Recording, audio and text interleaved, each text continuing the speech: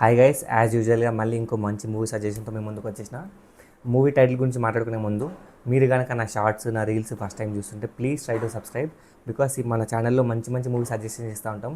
ఇలాంటి సజెషన్స్ కాదు, ఈ మూవీ చూస్తే మిమ్మల్ని మెంటల్గా ఎఫెక్ట్ చేస్తాయి, మిమ్మల్ని సైకలాజికల్ హార్మ్ చేస్తాయి at least for one day. So అలాంటి మంచి మంచి సజెషన్ కోసం ప్లీజ్ ట్రై టు సబ్స్క్రైబ్. ఇంకా మూవీ గురించి మాట్లాడుకుంటే Biryani the flavours of flesh. Movie title వచ్చేసి Biryani the flavours of flesh.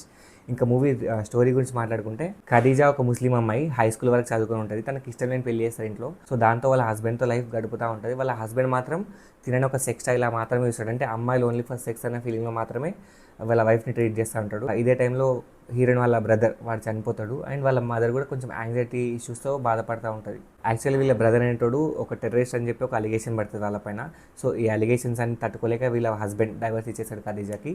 Even వాళ్ళ చుట్టూ ఉండే వాళ్ళ లొకాలిటీలో ఉండే ముస్లిమ్స్ కూడా ఆమెని ఊరు నుంచి పంపించేయాలని చెప్పి ఒక నిర్ణయం తీసుకుంటారు. సో ఊరు నుంచి పంపించేస్తారు కూడా. సో ఇంకా వీళ్ళ మదర్ని డిసీజ్ క్యూర్ చేయడానికి చాలా ఇబ్బంది పడుతూ ఉంటుంది మనీ లేక. అలాంటి టైంలో she decides to do one thing. తన బాడీని సెల్ చేసుకుందాం అనుకుంటుంది, లైక్ సెక్స్ స్టైల్ లాగా మారిపోదాం అనుకుంటుంది.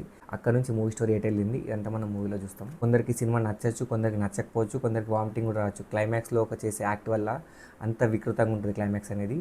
So this movie is not for every one. కొంచెం స్ట్రాంగ్ హార్ట్ పీపుల్ మాత్రమే చూడండి. అండ్ ఒక హంబల్ రిక్వెస్ట్ ఏంటంటే please don't watch this movie with your family.